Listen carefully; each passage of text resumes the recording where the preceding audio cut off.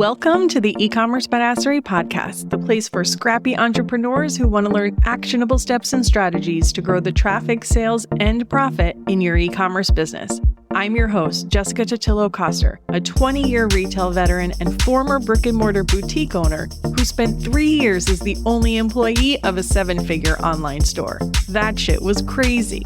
I know exactly how it feels to do all the things, and I'm sharing everything I learned the hard way so you don't have to. I may have started this business by accident, but supporting badass bosses like you lights me the fuck up, and I am so stoked to see you grow. Are you ready, babe? Let's roll. Welcome back to the E-commerce Badassery Podcast. I'm your host, Jessica Totillo-Coster. I feel like I say this every quarter, but I can't believe we're about to head into Q3. This week marks our week-long quarterly planning session in the lounge, and as expected, I'm harping on everyone to make sure they're getting themselves set up for success in Q4. And part of that is making sure you're focused on list growth over the next 90 days. In case you didn't already know, on average, 60% of your Q4 sales will come from customers who engaged with you in the first half of the year. But that still leaves a lot of opportunity for you to focus on acquiring new customers in Q3 that can turn into repeat customers during the holiday season. No matter what you have on your to-do list for Q3, please carve out some time to focus on email list growth. And I don't just mean the passive-ish list growth where you hope people fill out your pop-up form, but intentional, focused list growth where email signups are your number one priority, the number one KPI you are trying to grow. That might look like a 2-week sprint where every call to action is about getting on your email list, or implementing a new strategy specifically for list growth. When it comes to list growth for e-commerce, there are a lot of different ways to tackle this, and rarely is there one perfect way.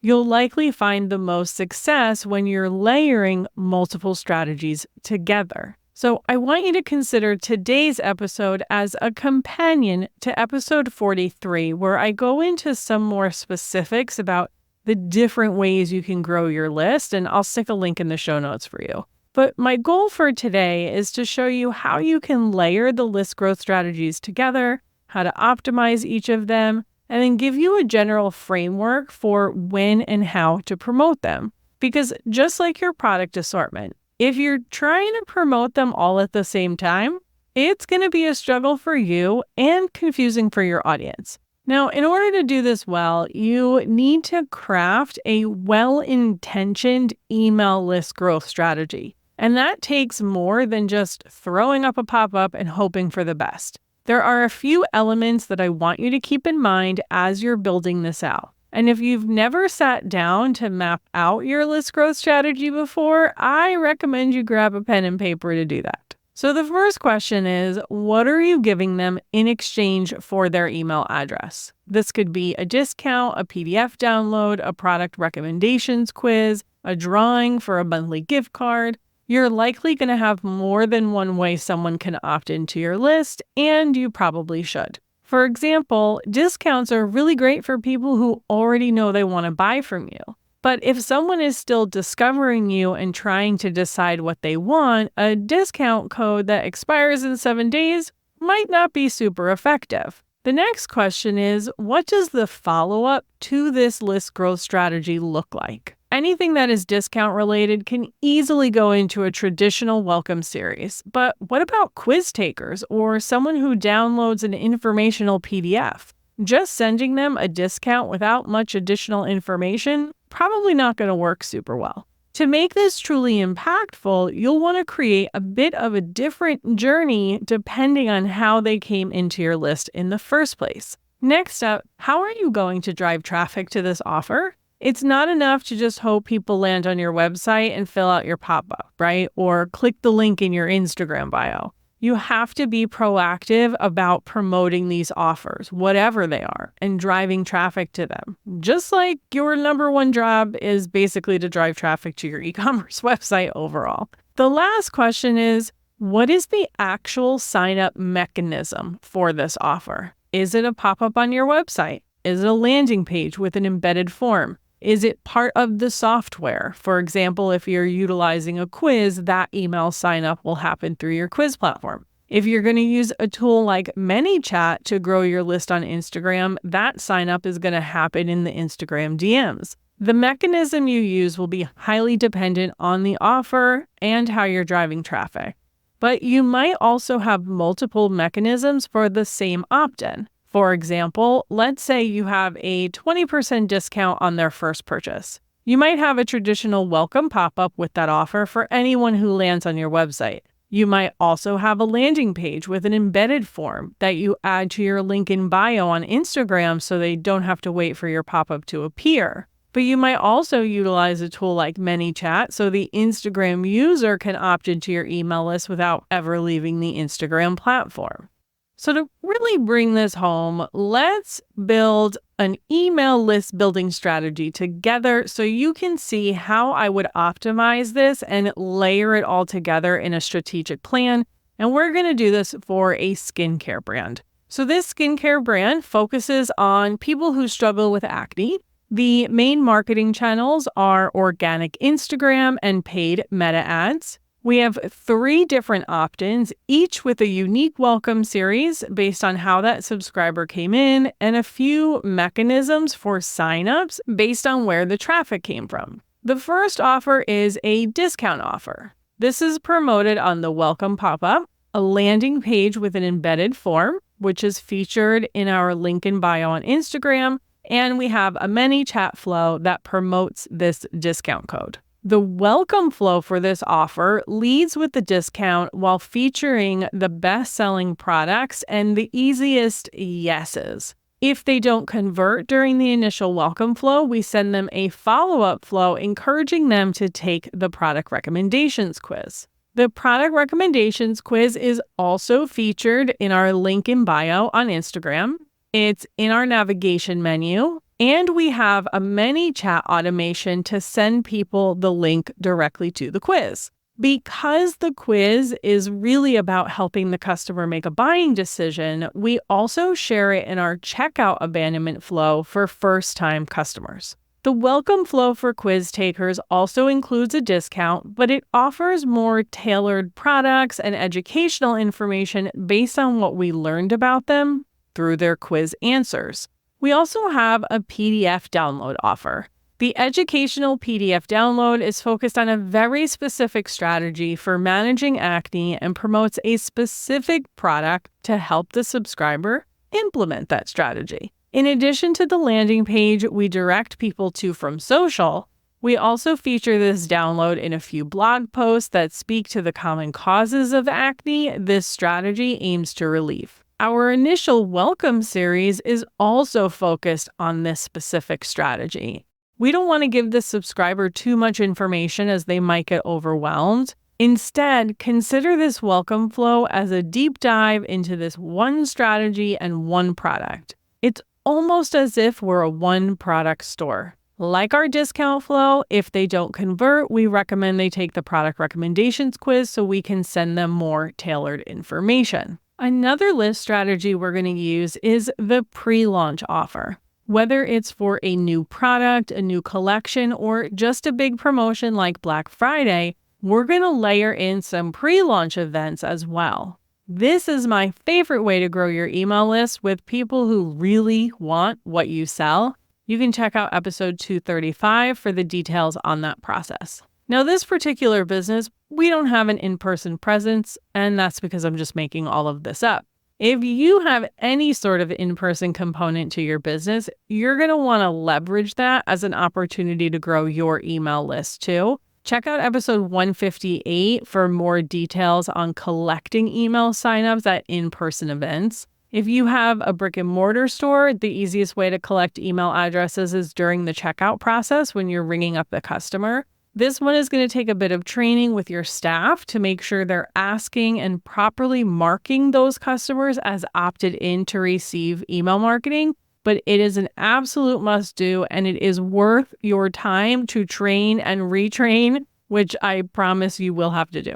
You do want to make sure that you're compliant with how you're collecting email addresses based on your local laws. In California, for example, you can't require a customer to provide an email address in connection with a credit card transaction. When I was still working in retail stores here, we had to wait until the transaction was complete and we handed the customer their receipt before we could ask for their email address to avoid any confusion. When it comes to in-person signups, it can be really tempting to offer them something on the spot for that signup. And while that's perfectly fine, especially if your main goal is just to get the sale, I would also use the promise of something in the future as a reason for them to sign up. That way, they'll be more likely to continue paying attention. If you're just giving them a discount on the spot, they place the order, cool, like they never have to look at your emails again. So make sure there's a reason for them to stay engaged. Like all of the other offers we've made so far, you'll also want to make sure you have a unique onboarding experience for the in-person group. If you can reference meeting them at a particular event or seeing them in a particular store location, even better. In terms of what you're going to offer them, I would just go with a bounce back offer that they can use either exclusively in your online store or even for their next in-store purchase. And that leads me to our last sign-up option, at checkout. When someone is shopping on your e-commerce store, there's a good chance they're going to skip all of your front-end sign-up options, but end up signing up for your list at checkout.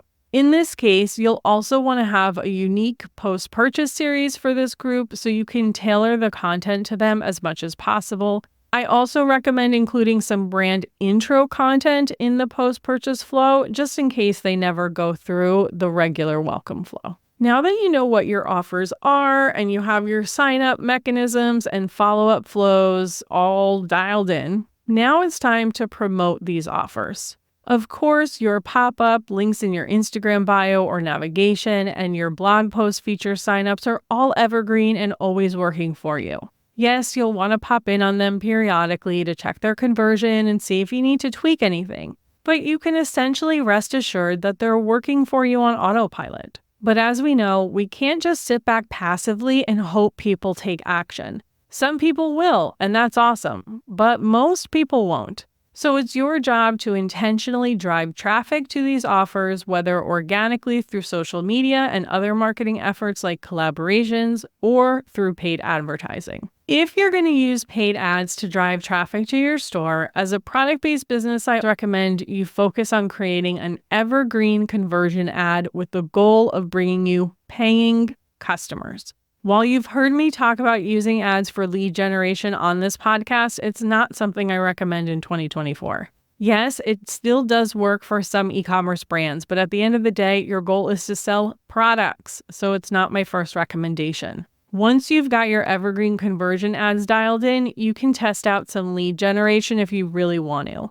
Truth be told, you'd probably be better served just increasing your conversion ad budget or potentially creating a new evergreen funnel with another product. But if you want to test it out, you can. If you're going to, I would stick to driving traffic to a product recommendations quiz or a PDF download if they already convert well from sign up to sale. In most cases, your email list growth efforts are going to be organic through whatever social media channels you're using. The most important thing to remember is that you have to be relentless about promoting your list and talk about it every single day. Yes, every single day. And how do you do that without feeling annoying?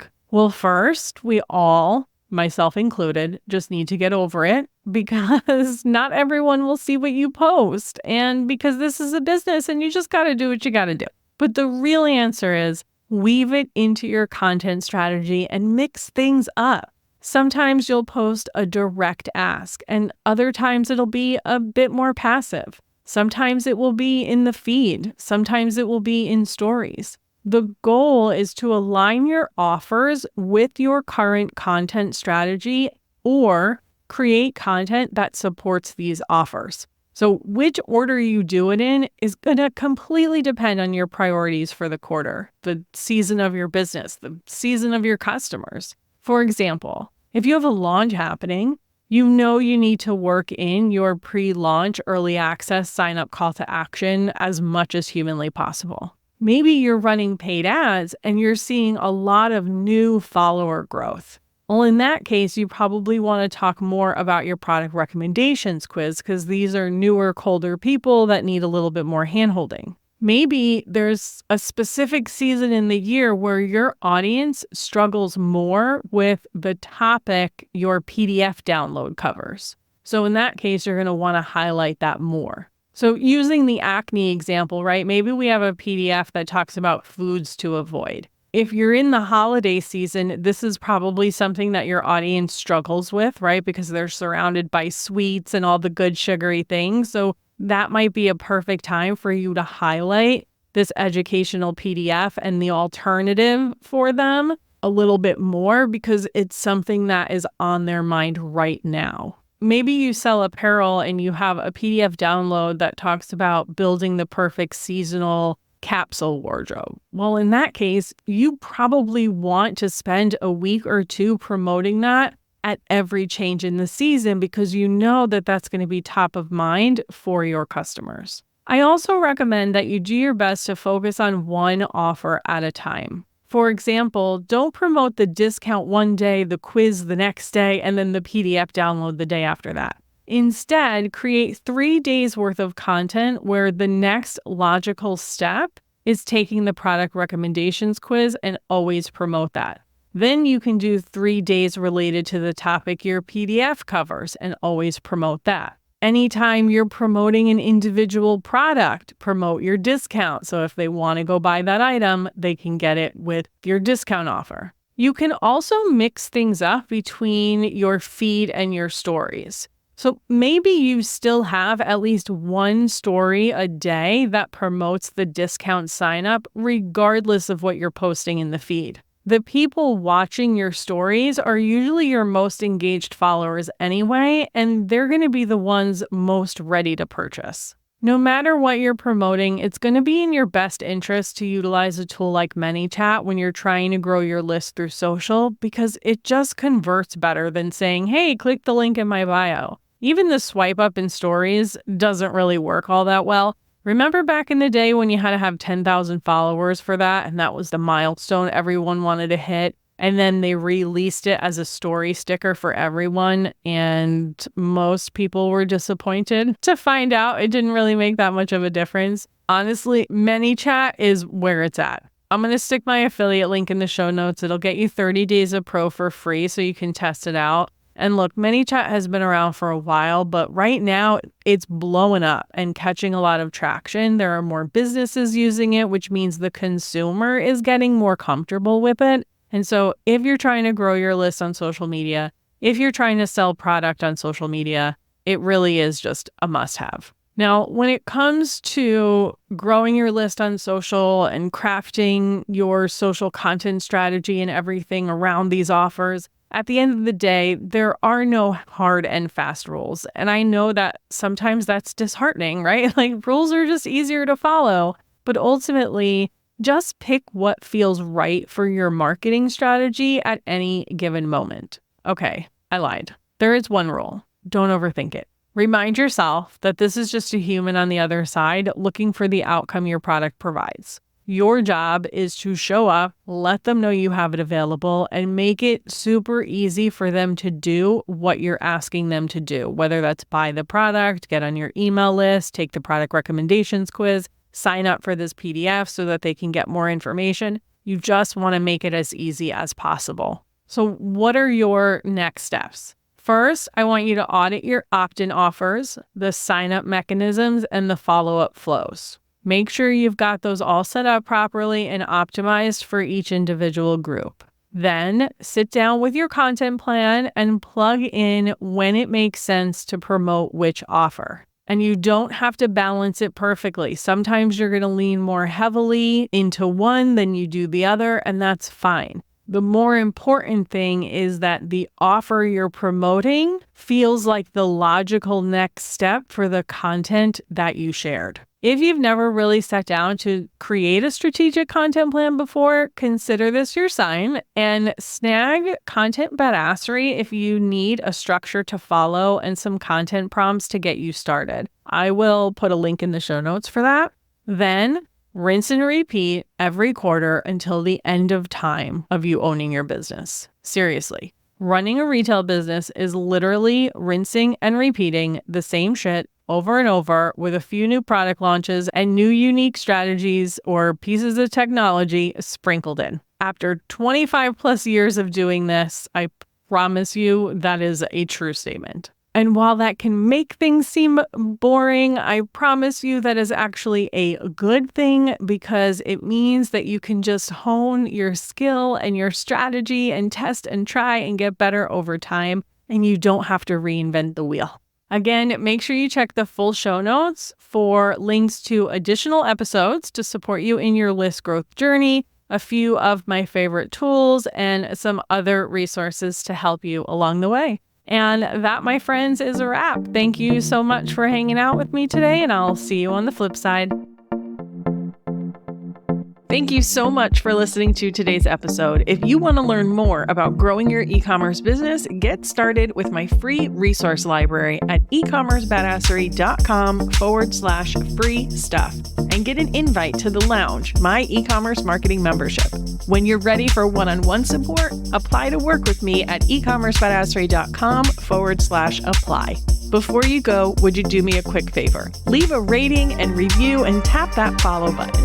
This pushes me up the chart so I can support more scrappy e-commerce entrepreneurs just like you. I'm on a mission to reach as many as I can, and I could really use your help. Thanks so much in advance. Until next time, e-commerce friend, stay badass.